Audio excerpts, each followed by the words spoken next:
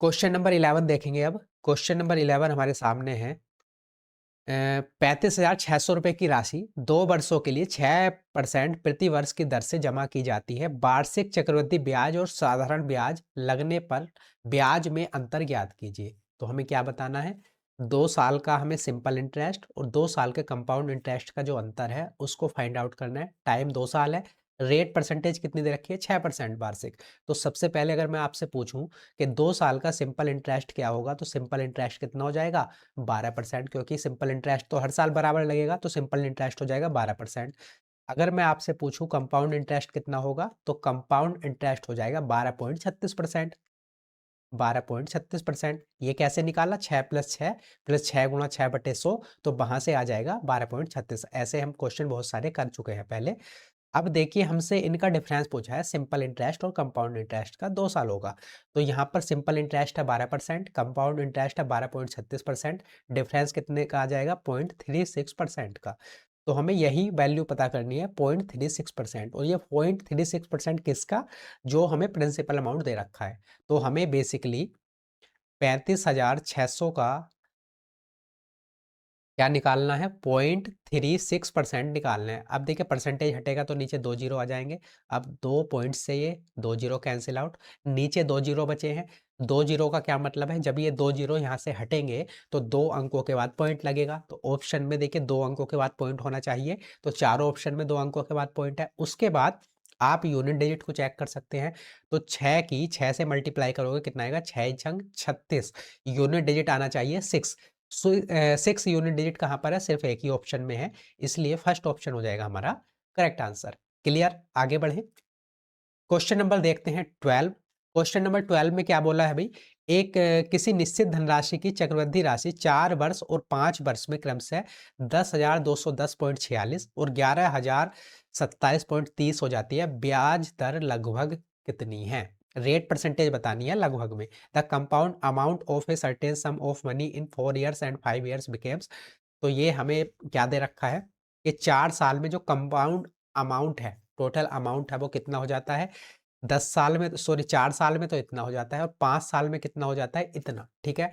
तो अगर मुझे 1 साल का वो इंटरेस्ट पता करना है, कंपाउंड इंटरेस्ट पता करना है, तो 5 साल के टोटल अमाउंट में से ये 5 साल के टोटल अमाउंट में से ये 4 साल का टोटल अमाउंट में माइनस कर दूंगा, तो मुझे पता चल जाएगा कि 4 साल के बाद जो अगला वो 5 साल में अमाउंट बना, तो उस पे कंपाउंड इंटरेस्ट कितना लगा था, क्योंकि ये टोटल अमाउंट कितना है? 4 सालों का है ना। इस पर फिर से कंपाउंड इंटरेस्ट लगा होगा, तभी तो जाकर ये टोटल बन गया होगा 5 साल का। ठीक है। तो इसमें से 5 साल वाले में से 27.30 में से आप क्या माइनस करो? 210.46, इसको माइनस कर दो। तो आपको जो वो 5वां साल है उसमें जो कंपाउंड इंटरेस्ट लगा था वो आपको पता लग जाएगा। तो 10 में से 6 माइनस करेंगे 4, 12 में से 4 माइनस करेंगे 8, पॉइंट लगेगा यहाँ पर आ जाएगा 6, 2 में से 1 माइनस करेंगे 1, 10 में से 2 माइनस करेंगे 8। तो ये आया 816.84 कंपाउंड इंटरेस्ट, वो जो 4 साल के बाद 5वें साल के लिए लगा है। अब ये जो कंपाउंड इंटरेस्ट लगा है 816.84, वो किस पर लगा है? 4 साल का जो टोटल अमाउंट था। ठीक है। और 4 साल का टोटल अमाउंट कितना था? 10,210.46। तो हमें अगर पता चल जाए 10,210.46 का 816.84 कितने परसेंट है लगभग, तो हमारा काम बन जाएगा। तो यही हमें फाइंड आउट करना है। तो 10,210.46, और ये इसका कितने परसेंट है? परसेंटेज निकालनी है तो गुणा कर देंगे 100 से। अब देखिए 2 अंकों के बाद पॉइंट यहाँ पर है, 2 अंकों के बाद पॉइंट यहाँ पर है, हट जाएगा।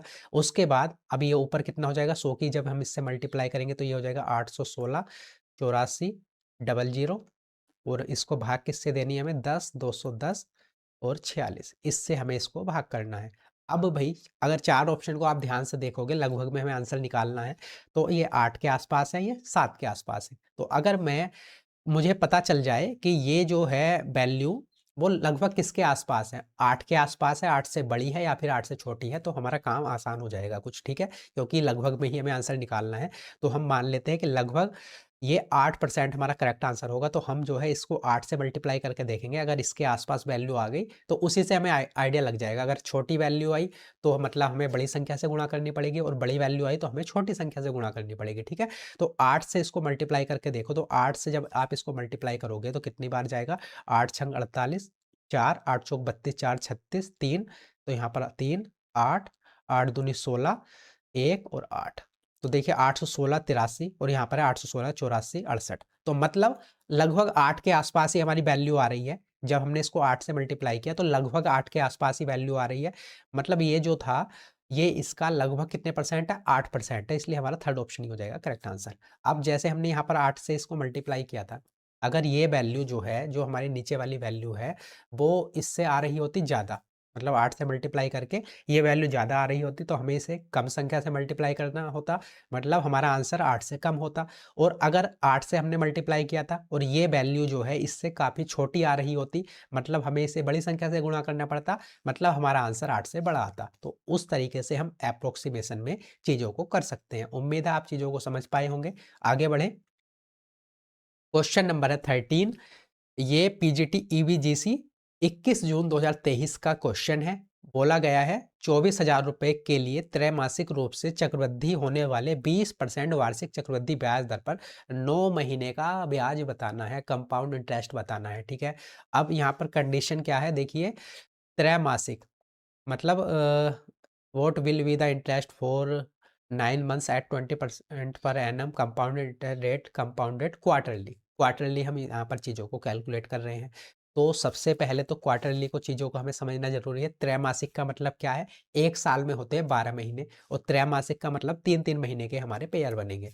अब 9 महीने के लिए हमें ब्याज कैलकुलेट करना है, तो 9 महीने में 3-3 महीने के कितने पेयर बन जाएंगे, तो 3-3 महीने के 3 साइकिल बनेंगे।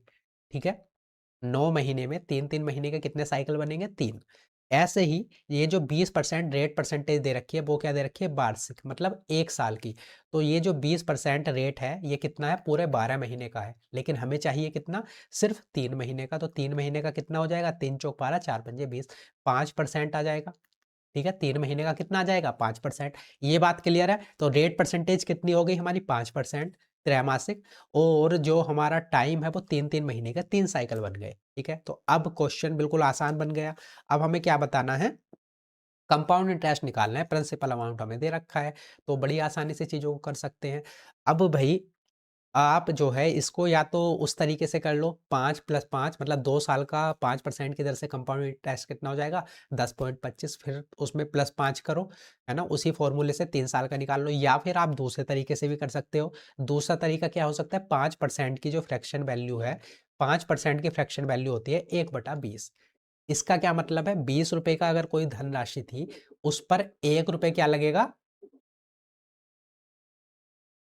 उस पर 1 रुपए लगेगा कंपाउंड इंटरेस्ट, और वो क्या हो जाएगी, टोटल अमाउंट बन जाएगा 21 रुपए का। ठीक है, 20 रुपए का प्रिंसिपल अमाउंट था, उस पर 1 रुपए कंपाउंड इंटरेस्ट लगेगा, और टोटल अमाउंट कितना बन जाएगा, 21 का बन जाएगा। तो देखिए 20 से 21 होगा पहले 3 महीने में, उसके बाद 20 से 21 होगा फिर से अगले 3 महीने में, और फिर से 20 से 21 होगा अगले 3 महीने में, क्योंकि 3-3 महीने के 3 साइकिल हैं। अब ये टोटल कितना हो जाएगा, 20 का क्यूब कितना हो जाएगा, 8,000, और 21 का क्यूब कितना हो जाएगा, 9261, है ना। 21 का क्यूब कितना होता है, 9261। अब ये जो 8,000 है ये प्रिंसिपल अमाउंट है, और इसकी वैल्यू क्वेश्चन में कितनी दे रखी है, 24,000। इसकी वैल्यू कितनी दे रखी है, 24,000। तो ये 8,000 का कितने गुना है, 3 गुना। और हमें क्या निकालना है, कंपाउंड इंटरेस्ट निकालना है। ये प्रिंसिपल अमाउंट है और ये है टोटल अमाउंट, जो कुल धन हमें मिला। लेकिन हमें क्या चाहिए, सिर्फ कंपाउंड इंटरेस्ट। तो कंपाउंड इंटरेस्ट कैसे निकाल सकते हैं, टोटल अमाउंट में से ये प्रिंसिपल अमाउंट में माइनस कर दूंगा, तो इन दोनों का जो डिफरेंस होगा वही क्या होगा, हमारा कंपाउंड इंटरेस्ट होगा। तो 9261 में से 8,000 माइनस करोगे तो यहाँ पर कितना बचेगा, यहाँ पर बचेगा 1261। ठीक है, यहाँ पर जो डिफरेंस बचेगा वो कितने बचेगा, 1261 का बचेगा। और ये देखिए 8,000 का 24,000 3 गुना था, तो ये भी कितना हो जाएगा, 3 गुना, क्योंकि एक यूनिट की वैल्यू 3 यूनिट है, 3 है। तो 1261 भी जो है 3 से मल्टीप्लाई करेंगे, कितना हो जाएगा, 3 3 छंग 18, 3 दूनी 6 और 1 7 और 3, 3783 रुपए की आ जाएगा, कंपाउंड इंटरेस्ट आ जाएगा 3783, और हमारा सेकंड ऑप्शन हो जाएगा करेक्ट आंसर। क्लियर, चीज़ों को समझ पाए आप। तो क्वेश्चन बिल्कुल बेसिक था, जैसे पहले हमने क्वेश्चन किए हैं बिल्कुल ऐसा ही था, बस यहाँ पर ये जो त्रैमासिक था इस चीज़ को, क्वार्टरली को चीज़ों को समझना जरूरी था। आगे बढ़े, अब अगला क्वेश्चन देखते हैं, क्वेश्चन नंबर 14। ये टीजीटी कंप्यूटर साइंस 25 जून 2023 का क्वेश्चन है। क्वेश्चन में बोला है 13,500 रुपये का ऋण 2 बराबर वार्षिक किस्तों में चुकाया जाता है। यदि ब्याज दर 16% प्रति वर्ष है, जो वार्षिक रूप से संयोजित होती है, तो इस किस्त योजना में कुल कितना ब्याज दिया गया है? तो ये है किस्त वाला क्वेश्चन, इंस्टॉलमेंट वाला। इंस्टॉलमेंट वाले क्वेश्चन भी आपसे पूछ लिए जाते हैं, तो इसको भी हम बिल्कुल आसानी से समझेंगे कि आगे अगर किस्त वाला क्वेश्चन आता है, तो आप उसको सोल्व कर पाओ। सबसे पहले यहाँ पर 13,500 रुपये का ऋण 2 बराबर किस्तों में चुकाया जाना है। जो हमने ऋण लिया है, उधार लिया है, वो कितने का है? 13,500 का। रेट परसेंटेज कितनी है? तो वो है 16% वार्षिक, और 2 बराबर किस्तों में चुकाना है। तो सबसे पहले तो समझना ज़रूरी है 16% जो है इसकी फ्रैक्शन वैल्यू कितनी होती है? तो 16% की फ्रैक्शन वैल्यू होती है 4/25। ठीक है, 16% की फ्रैक्शन वैल्यू कितनी होती है? 4/25। ये 4/25 कैसे आया?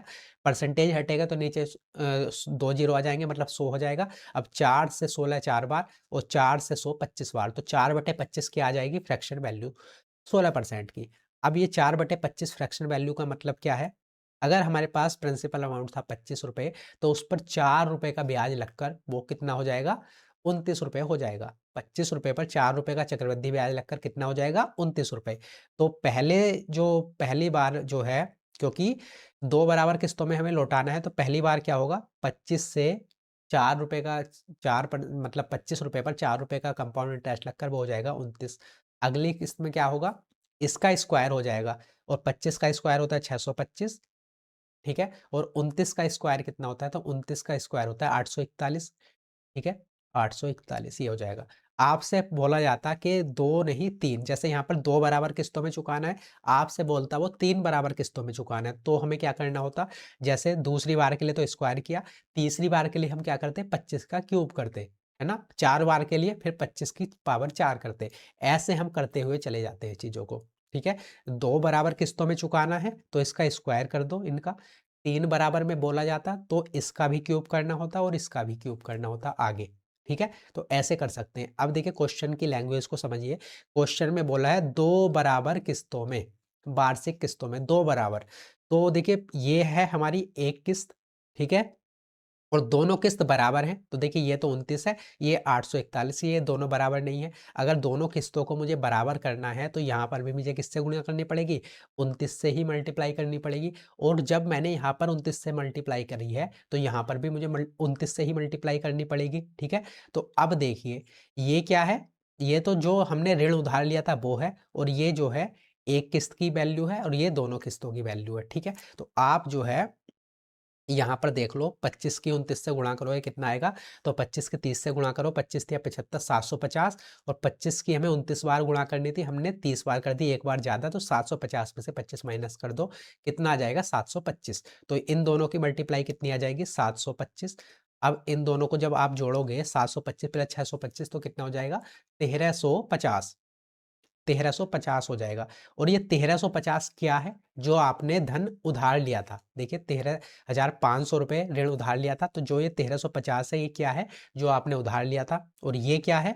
ये एक किस्त की वैल्यू है 841, और दूसरी किस्त की वैल्यू भी है 841। क्यों? क्योंकि दोनों बराबर किस्तें हैं, ठीक है? तो ये किस्त की वैल्यू है, तो ये 841 और ये भी 841, तो इसको लिख लेते हैं 841। तो दोनों किस्तों को अगर आप जोड़ोगे, तो ये टोटल कितना हो जाएगा? 1682। दोनों किस्तों की वैल्यू कितनी हो जाएगी? 1682। तो आपने जो उधार लिया था वो 1350 यूनिट लिया था। आपको जो पैसा देना पड़ा 2 किस्तों में, वो कितना देना पड़ा? 1682 यूनिट। आपने जो यहाँ पर ब्याज दिया है, देखिए ये तो हो गया जो आपने उधार लिया था, और 1350 आपने उधार लिया था, तो आपको 1350 ही देना चाहिए था, लेकिन आपने दिया कितना है? 1682। अब ये 1682 क्यों दिया है? क्योंकि इस पर चक्रवृद्धि ब्याज लगा था 16% वार्षिक की दर से, इस वजह से आपको ज़्यादा पैसा देना पड़ा। आपने ईएमआई वाला सिस्टम देखा होगा जब फ़ोन वगैरह लेते हैं, है ना? तो वही ये सिस्टम है। आपने जो है 1682 रुपये इसलिए दिए क्योंकि यहाँ पर चक्रवृद्धि ब्याज लगा था। अब आप इसमें से ये माइनस कर दोगे, तो आपको पता चल जाएगा कि चक्रवृद्धि ब्याज कितना लगा। तो 1682 में से 1350 माइनस करोगे, तो 2 में से 0 माइनस करेंगे, कितना आएगा? यहाँ पर आएगा 2, 8 में से 5 माइनस करेंगे 3, 6 में से 3 माइनस करेंगे 3। तो देखिए 332 यूनिट क्या है? 332 यूनिट आपका चक्रवृद्धि ब्याज है, और यही हमें बताना था कुल ब्याज कितना दिया गया। तो 332 यूनिट दिया गया। अब क्वेश्चन के अकॉर्डिंग ये 1350 की वैल्यू आपको कितनी दे रखी है, 13,500। तो 1 यूनिट की वैल्यू कितनी है, 10। 1350 की वैल्यू है 13,500, तो 1 यूनिट की वैल्यू कितनी है, 10। ये जो संख्या है इसका कितने गुना है, 10 गुना। तो हमारा जो कंपाउंड इंटरेस्ट आया वो 332 यूनिट आया।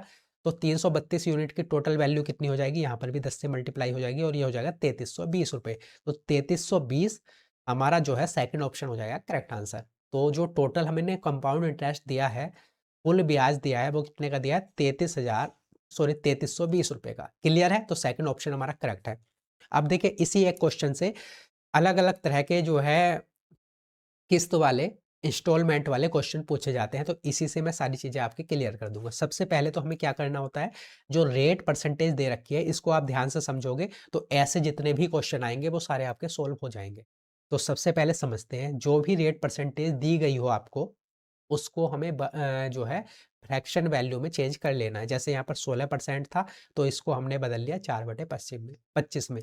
20% होता तो उसको बदल लेते 1/5 में। ठीक है, मतलब जो भी रेट परसेंटेज दे रखी हो सबसे पहले तो उसको फ्रैक्शन वैल्यू में चेंज कर लो, जैसे कि हमने यहाँ पर कर लिया। अब इसका मतलब क्या है, 25 रुपये का कोई राशि उधार ली थी, उस पर 4 रुपये क्या लगा कंपाउंड इंटरेस्ट, और वो कितनी बन गई, 29। तो क्योंकि यहाँ पर हम 2 बराबर किस्तों में दे रहे हैं तो पहली बार क्या होगा, 25 से 29। दूसरी बार क्या होगा, इसका स्क्वायर हो जाएगा। 25 का स्क्वायर होता है 625 और 29 का स्क्वायर होता है 841। ठीक है, आपसे बोला जाता है कि 3 बराबर किस्तों में, तो फिर 25 का अगली बार 25 का क्यूब करते, 29 का क्यूब करते। ठीक है, ये जो सारा अमाउंट है इनको जो है हमें जोड़ के क्या मिलता है, जो हमने उधार धन लिया था। लेकिन क्वेश्चन में एक बात और बोली जाती है, आपको 2 बराबर किस्तों में, मतलब जो किस्तों की वैल्यू है वो बराबर होनी चाहिए दोनों की। अब एक किस्त की वैल्यू तो ये है दूसरी वाली की, तो पहली वाली को भी हमें इसके बराबर करना पड़ेगा। अब पहली वाली को भी इसके बराबर करना है तो 29 को किससे गुणा करेंगे, 29 से ही गुणा करेंगे, तभी तो ये 841 बनेगा। तो आपने यहाँ पर 29 से गुणा कर दी। अगर यहाँ पर 29 से गुणा करी है तो फिर यहाँ पर भी 29 से गुणा करनी पड़ेगी। ठीक है, क्योंकि रेशियो को तो हमें सेम रखना चाहिए। अब देखिए यहाँ पर 29 से गुणा करी तो 25 गुणा 29 725 हो गया, और यहाँ पर कितना हो गया, 625। अब 725 प्लस 625 1350। 1350 क्या है, जो धन आपने उधार लिया था, लेकिन आपने उधार कितना लिया था, 13,500 रुपये। तो 1350 की वैल्यू है 13,500 रुपये। तो यहाँ से 1 यूनिट की वैल्यू कितनी आ गई, 10 रुपये। यहाँ से 1 यूनिट की वैल्यू आ गई 10 रुपये।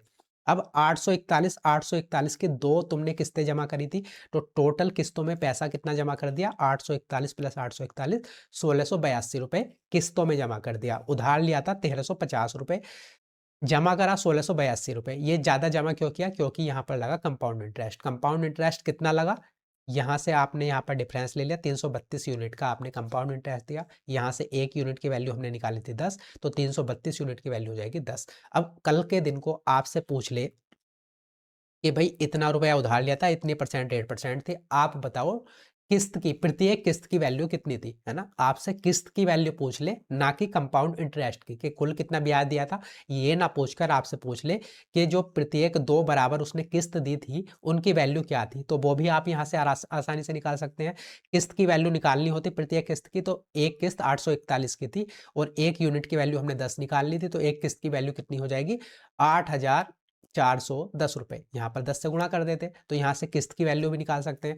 ऐसे ही अगर आपको किस्त की वैल्यू दे दी जाए कि प्रत्येक जो है 841 रुपये की आपने किस्त जमा करी है, और आपसे पूछ लिया जाता कि तो ये बता दो हमें कि कितना धन आपने उधार लिया था। समझ रहे हो इस बात को, किस्त की वैल्यू दे दे और ये ना दे कि कितना धन उधार लिया था, और पूछ ले कि कितना धन उधार लिया था, तब भी आप निकाल सकते हैं। यहाँ पर आपको किस्त की वैल्यू दे रखी है, उसी से इसी तरीके से आप जो है यहाँ पर टोटल धन भी पता कर सकते हैं कि कितना आपने अमाउंट उधार लिया था। तो इस एक क्वेश्चन से आप सारी चीज़ें निकाल सकते हैं, जितना धन उधार लिया था उसको भी निकाल सकते हैं, टोटल इंटरेस्ट कितना है उसको भी निकाल सकते हैं, प्रत्येक किस्त की वैल्यू भी निकाल सकते हैं। अब वो क्वेश्चन पे डिपेंड करेगा कि आपको क्वेश्चन एग्जाम में कैसे पूछा जाता है। क्लियर है, आगे बढ़े। अब क्वेश्चन नंबर 15 हमारे सामने है। यहाँ पर देखिए ये है 2021 टीजीटी का क्वेश्चन। श्याम 3 साल के लिए 5,000 रुपये जमा करना चाहता है। इन वर्षों के लिए वह प्राप्त चक्रवृद्धि ब्याज दर क्रम से 20%, 30% और 10% होगी। तो अंत में उसे कितनी राशि मिलेगी यह ज्ञात कीजिए। Find the amount he will receive at the end. तो टोटल अमाउंट बताना है, मतलब principal amount plus compound interest दोनों मिलाकर 3 साल के अंत में उसको टोटल अमाउंट कितना मिलेगा ये हमें बताना है। प्रिंसिपल अमाउंट है 5,000। तो अब देखिए इसको कैसे कर सकते हैं। आप जो है फ्रैक्शन वैल्यू से करोगे बहुत आसान हो जाएगा। 20% की फ्रैक्शन वैल्यू होती है 1/5। 1/5 का क्या मतलब, 5 रुपये पर 1 रुपये कंपाउंड इंटरेस्ट। तो टोटल अमाउंट कितना हो गया, 5 से हो गया 6। तो पहले साल क्या होगा, 5 से हो जाएगा 6 गुणा। दूसरे साल क्या होगा, 30% रेट परसेंट है। 30% की फ्रैक्शन वैल्यू होती है 3/10, मतलब 10 पर 3 रुपये का चक्रवृद्धि ब्याज लगकर टोटल अमाउंट कितना हो गया, 10 से हो गया 13। तो दूसरे साल हो जाएगा 10 से 13। तीसरे के साल क्या होगा, कंपाउंड इंटरेस्ट है 10%। 10% की फ्रैक्शन वैल्यू 1/10। 10 पर 1 का चक्रवृद्धि ब्याज लगकर टोटल अमाउंट कितना हो गया, 10 से 11। तो यहाँ पर हो जाएगा 10 से 11। यही हमें पता करना था कि 3 साल के बाद टोटल अमाउंट कितना होगा। आप इसको सोल्व कर लो। देखिए 2 जीरो से 2 जीरो कैंसिल आउट। 5 से ये चला जाएगा कितनी बार, 10 बार। अब 1 जीरो तो लास्ट में आना ही है, ठीक है। उसके बाद यूनिट डिजिट की अगर मैं बात करूँ, 1 से 3 3 और 6 18, यूनिट डिजिट 8। तो यहाँ पर यूनिट डिजिट से भी हमारा काम नहीं चलेगा। फिर क्या कर सकते हैं, देखिए ऊपर आपको 6 दिख रहा है। 6 का क्या मतलब है, 3 का मल्टीपल होना चाहिए। 11 दिख रहा है, तो 11 का मतलब क्या है, 11 का भी मल्टीपल होना चाहिए। तो आप 3 का भी मल्टीपल चेक कर सकते हो, 11 का भी मल्टीपल चेक कर सकते हो। तो 11 का कर लेते हैं। तो देखिए 2 और 8 8 16, 16 में से 2 माइनस करेंगे 14। तो ये 11 का मल्टीपल नहीं है, मतलब आंसर नहीं हो सकता।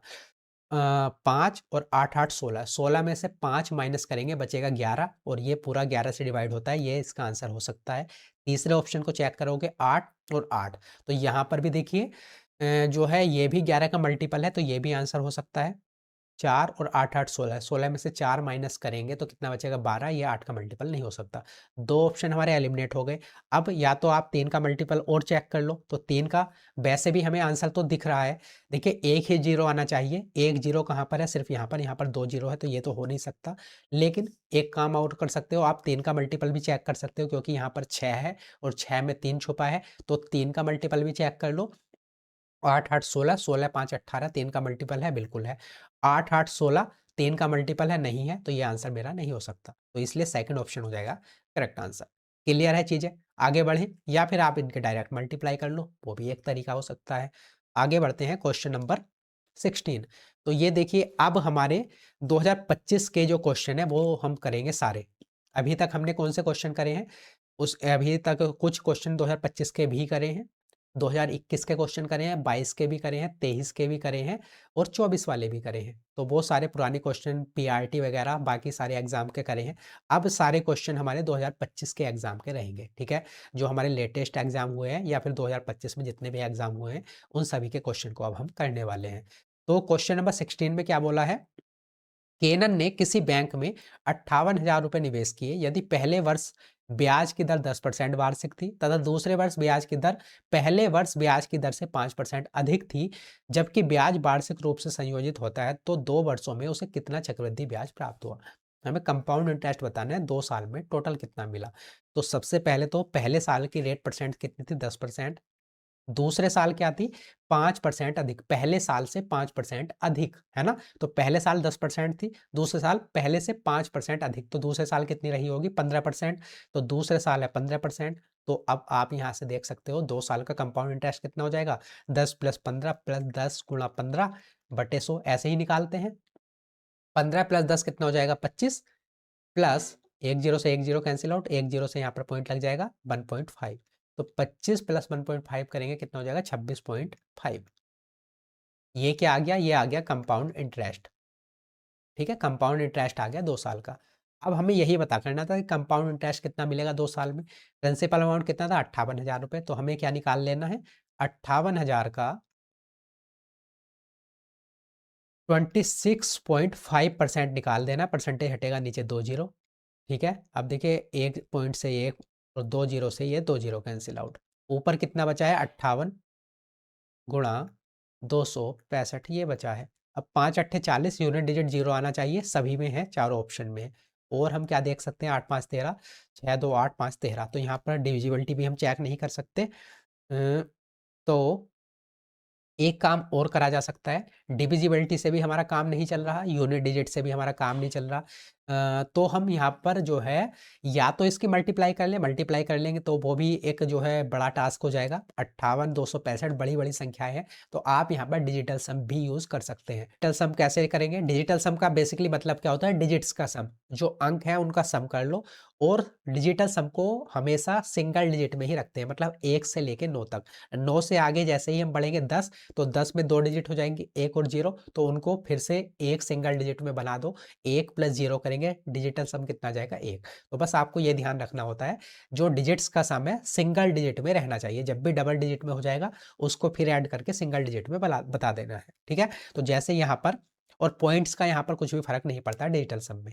तो यहाँ पर डिजिटल सम 58 का कितना हो जाएगा, 5 + 8 13। डिजिटल सम कितना हो जाएगा, 1 + 3 4। 265 का डिजिटल सम 2 + 6 8, 8 + 5 13। डिजिटल सम कितना, 1 + 3, यहाँ पर भी 4। 4 की 4 से मल्टीप्लाई करोगे हो जाएगा 16। 16 का डिजिटल सम कितना हो जाएगा, 1 + 6 7। तो इस पूरी संख्या का डिजिटल सम कितना आ गया, 7। अब जिस भी ऑप्शन का डिजिटल सम 7 होगा वही हमारा आंसर होगा। तो आप यहाँ पर चेक करो कितना है डिजिटल सम, 5 और 1 6 और 2 8। 5 और 1 6 6 12 और 2 14, कितने का है, 5 का। 5 और 1 6 और 1 7 7 14, कितना है डिजिटल सम है, 5। 5 और 1 6 3 9, 9 7 16 कि डिजिटल सम कितना है, 1 + 6 7। तो डिजिटल सम 7 किसका है, सिर्फ फोर्थ ऑप्शन का, तो फोर्थ ऑप्शन हो जाएगा हमारा करेक्ट आंसर। क्लियर है, समझ पाए आगे, मतलब चीज़ों को समझ पाए आप कि डिजिटल सम हम कैसे अप्लाई कर सकते हैं।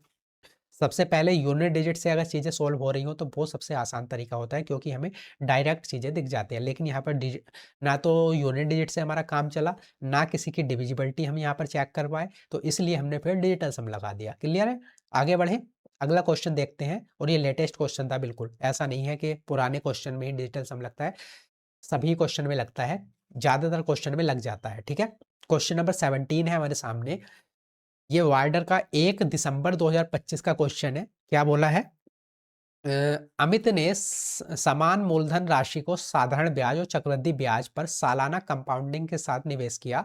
दोनों के लिए निवेश की अवधि 2 साल थी, ठीक है, और ब्याज दर 4% प्रति वर्ष थी। अवधि के अंत में उसने पाया कि मिले दोनों ब्याजों के बीच का अंतर 65 रुपए था। प्रत्येक मामले में निवेश की गई मूलधन राशि ज्ञात की। मूलधन राशि बतानी है, ठीक है। और जो मूलधन राशि है साधारण ब्याज और चक्रवृद्धि ब्याज पर सालाना उसने निवेश की है। टाइम है 2 साल का, ब्याज की दर है 4%। तो अगर मैं आपसे पूछूं 2 साल का सिंपल इंटरेस्ट कितना हो जाएगा 4% की दर से, तो आप कहोगे 8%। ऐसे ही कंपाउंड इंटरेस्ट अगर मैं पूछूं 4% की दर से 2 साल का, कितना हो जाएगा, 4 + 4 और 4 × 4/100, तो कितना हो जाएगा, 8.16%। दोनों का अंतर कितना हो जाएगा, तो 8% है सिंपल इंटरेस्ट, कंपाउंड इंटरेस्ट है 8.16%। डिफरेंस कितने का है, 0.16% का, ठीक है। दोनों का डिफरेंस कितना आ गया, 0.16% का। अब हमें जो 0.16% है इसी की वैल्यू क्या दे रखी है क्वेश्चन में, 65 रुपए। देखिए बीच का अंतर कितना दे रखा है, 65 रुपए। तो 0.16% की वैल्यू आपको क्वेश्चन में दे रखी है कितनी, 65 रुपए। तो यहाँ से आप जो है 1% की वैल्यू निकाल सकते हैं। 1% की वैल्यू कितनी आ जाएगी, यहाँ से 1% की वैल्यू आ जाएगी 65 बटे 0.16, इसके अपोन में चला जाएगा। हमें क्या चाहिए, निवेश की गई मूल राशि, मतलब 100% की वैल्यू चाहिए। तो 100% की वैल्यू चाहिए तो गुणा कर देंगे 100 से।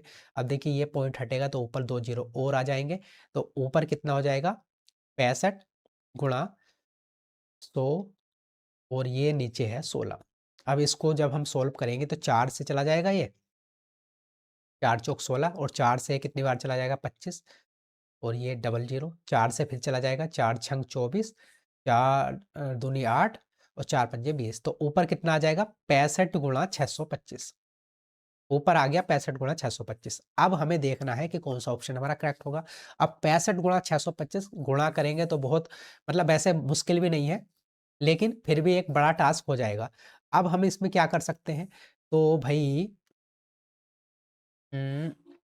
एक काम कर लो, जो 625 है जो ये 625 है, अब 5 की डिविजिबिलिटी आपको पता है ना कि लास्ट की सिंगल डिजिट 5 से डिवाइड होती है, तो वो 5 से डिविजिबल हो जाएगी संख्या, मतलब 0 और 5 है तो लास्ट में, तो वो संख्या 5 से डिविजिबल हो जाएगी। 25 की डिविजिबिलिटी क्या होती है, लास्ट के 2 अंक अगर 25 से डिवाइड हो जाएंगे, 5 पंजे 25 पंजे 125, 125 की क्या होती है, लास्ट के 3 डिजिट अगर 125 से डिवाइड हो जाएंगे तो वो पूरी संख्या भी 125 से डिवाइड हो जाएगी। ऐसे ही फिर उसके बाद आता है 625, लास्ट के अगर 4 डिजिट 625 से पूरे-पूरे डिवाइड हो जाएँगे, तो वो संख्या भी पूरी-पूरी डिवाइड हो जाएगी। तो यहाँ पर देखिए 625 मुझे दिख रहा है, तो अगर मैं लास्ट के 4 डिजिट को देखूँ, जो 625 से अगर डिवाइड हो रहे होंगे, तो वही मेरा आंसर हो जाएगा।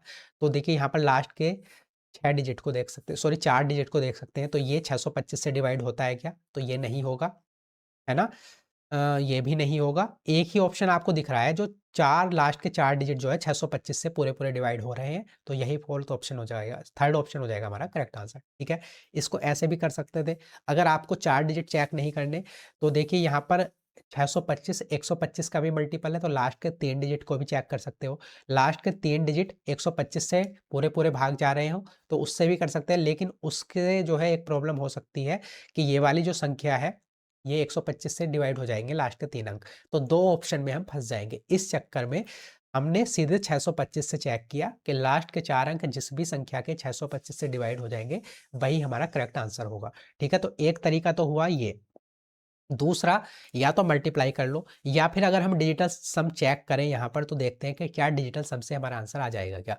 तो देखिए 6, 5, 11 डिजिटल सम कितने हैं यहाँ पर, 1 + 1 2, 6, 5, 11, 11 और 2 13, डिजिटल सम कितने का, 1 + 3 4 और 4 दूनी 8, तो डिजिटल सम हमारा आ रहा है इस संख्या का 8। अब देखिए ऑप्शन में देखिए डिजिटल सम किसका 8 है, तो 9, उसके बाद तो इसको छोड़ दीजिए क्योंकि उसके बाद तो फिर से 1 से काउंटिंग स्टार्ट हो जाती है, तो 9 तो हटा दो, 7 2 9, इसको फिर से हटा दो, 5 3 8, तो इसका डिजिटल सम आ रहा है 8, ठीक है? 9 4 13, सॉरी 9 को तो हटा ही दो, 7 4 11, 11 और 5 कितना हो जाएगा 16, 16 का डिजिटल सम कितना है, 1 + 6 यहाँ पर आ रहा है 7, 6 4 10 2 12, 12 5 17, डिजिटल सम कितना आ रहा है यहाँ पर 8, ठीक है? 9 हटा दो, 8 7 15, 5 20, 3 23, 2 3 5, डिजिटल सम कितना आ रहा है 5। तो देखिए 2 ऑप्शन तो हम यहाँ पर एलिमिनेट कर पा रहे हैं, फोर्थ और सेकंड, लेकिन 2 ऑप्शन में अब भी हम फंस जाएंगे, तो इस वजह से हम डिजिटल सम भी लगाएंगे, तो 2 ऑप्शन में हम अब भी फंस रहे हैं। तो आप इसको जो है, ये लास्ट के 4 डिजिट 625 से डिवाइड होते हैं, इस तरीके से करोगे तो आंसर आपका आ जाएगा। अगर इस तरीके से नहीं करना, फिर आप यहाँ पर मल्टीप्लाई कर सकते हैं, ठीक है? आगे बढ़ें। अगला क्वेश्चन देखते हैं, क्वेश्चन नंबर है 18, बार्डर का है, 8 दिसंबर 2025। क्वेश्चन में बोला है अमित ने एक बैंक में 56,000 रुपए कंपाउंड इंटरेस्ट पर सालाना कंपाउंडिंग के हिसाब से इन्वेस्ट किए, ठीक है? पहले साल इंटरेस्ट रेट 5% सालाना था और दूसरे साल 3% ज़्यादा था। तो पहले साल था 5%, दूसरे साल 3% ज़्यादा, तो दूसरे साल कितना रहा होगा, 5 + 3 8%। 2 साल के बाद कंपाउंड इंटरेस्ट कितना मिला, ये हमें बताना है। जैसे लास्ट क्वेश्चन किया है, सेम टू सेम ऐसा ही है। पहले साल का है 5%, दूसरे साल का है 8%, तो 2 साल का कंपाउंड इंटरेस्ट कितना हो जाएगा, तो 5 + 8 13 प्लस 5 अट्ठे 40, तो यहाँ पर कितना हो जाएगा, 40 को हम कैसे लिख सकते हैं, 0.4 लिख सकते हैं, है ना? क्योंकि ये हो जाएगा 40/100, 1 0 से 1 0 और 1 0 हटेगा तो 0.4, तो 0.4 आ जाएगा। तो इसलिए 13.4% हो जाएगा कंपाउंड इंटरेस्ट 2 साल का। तो हमें बेसिकली 56,000 का 13.4% निकालना है, ठीक है? 56,000 का 13.4% निकालना है, परसेंटेज हटेगा तो नीचे 2 जीरो, 2 जीरो से 2 जीरो कैंसिल आउट, ये पॉइंट से ये 1 जीरो कैंसिल आउट। अब देखिए ऊपर क्या बचा, 56 और 134, इनकी मल्टीप्लाई करनी है। तो आप 4 छंग 24, अगर आप यहाँ पर मल्टीप्लाई करोगे तो यूनिट डिजिट आएगा 4 और 4, एक सेकंड यहाँ पर भी 4 है ना? तो इन सभी का देखिए ऑप्शन में यूनिट डिजिट 4 ही है, तो कोई भी ऑप्शन हमारा एलिमिनेट नहीं हुआ। उसके बाद 4 3 7 और 1 8, 6 5 11, 6 5 11, मतलब यहाँ पर कोई डिविजिबिलिटी भी हमें ऐसे नहीं दिख रही कि किसी की डिविजिबिलिटी हम चेक कर लें। तो यहाँ पर भी आप डिजिटल सम से क्वेश्चन को सॉल्व कर सकते हो। 6 5 11 डिजिटल सम कितना है, 2, 4 3 7 और 1 8, और 8 दूनी 16, 6 और 1 7, डिजिटल सम कितना आ रहा है, 7। अब ऑप्शन में चेक करो जिसका डिजिटल सम 7 होगा, तो 7 3 10 4 14, डिजिटल सम कितना है 5, 7 और 1 8, 5 13, 4 17, डिजिटल सम कितना है 8, 7 7 14, 14 5 19, 19 और 4 कितना हो जाएगा, तो ये हो जाएगा 23। डिजिटल सम कितना है 5, और यहाँ पर 7 5 12, 12 4 16, डिजिटल सम कितना है 7। तो देखिए 7 डिजिटल सम चाहिए था, वो किसका है, सिर्फ फोर्थ ऑप्शन का, इसलिए हमारा फोर्थ ऑप्शन हो जाएगा करेक्ट आंसर। क्लियर है? आगे बढ़े अब क्वेश्चन नंबर देखते हैं 19। यहाँ पर ये भी बार्डर का है, 5 दिसंबर 2025 का लेटेस्ट क्वेश्चन है, सारे ये वाले 2025 वाले। सचिन ने एक बैंक में 56,000 रुपये कंपाउंड इंटरेस्ट पर इन्वेस्ट किए, जो सालाना कंपाउंड होता है। पहले साल इंटरेस्ट रेट 5% वार्षिक था और दूसरे साल ये है उससे 2% ज़्यादा था, तो 2 साल के आखिरी में उसे कितना कंपाउंड इंटरेस्ट मिला, ये हमें बताना है। जैसे 2 क्वेश्चन कर रहे हैं, बिल्कुल सेम टू सेम है। पहले साल 5% है, दूसरे साल कितना होगा, 5 + 2 7%। तो आप निकाल सकते हैं, जैसे हमने लास्ट 2 क्वेश्चन करे हैं, उसी से आप इसको जो है क्वेश्चन को निकाल सकते हैं, और हमारा थर्ड ऑप्शन हो जाएगा करेक्ट आंसर। क्लियर है? ऐसे ही कर लोगे। आप यूनिट डिजिट चेक करना, यूनिट डिजिट तो सभी की ऑप्शन के सेम है, तो उससे नहीं होगा। फिर किसी की डिविजिबिलिटी अगर आपको दिख रही है, उसको चेक कर लेना, वो भी ना लगे तो आप डिजिटल सम लगा लेना। क्वेश्चन मतलब किसी ना किसी तरीके से कैलकुलेशन आपकी आसान हो जाएगी। लास्ट अगला क्वेश्चन है, क्वेश्चन नंबर है 20, और ये टीजीटी एसएसटी का आपका 1 नवंबर 2025 का एग्जाम हुआ था, उसी का क्वेश्चन है। जसप्रीत ने 18,725 रुपए की रकम 20% सालाना कंपाउंड इंटरेस्ट रेट पर जमा की, जहां इंटरेस्ट सालाना कंपाउंडेड होता है। 2 साल बाद जसप्रीत को मिलने वाली कुल रकम ज्ञात कीजिए। ठीक है, 2 साल के बाद टोटल कितनी रकम मिली, ये हमें बतानी है। तो भाई 20% की फ्रैक्शन वैल्यू कितनी होती है, 1/5, मतलब 5 रुपये कोई धन था, उस पर 1 रुपये कंपाउंड इंटरेस्ट मिलेगा, तो वो कितना हो जाएगा, टोटल अमाउंट 6 रुपये।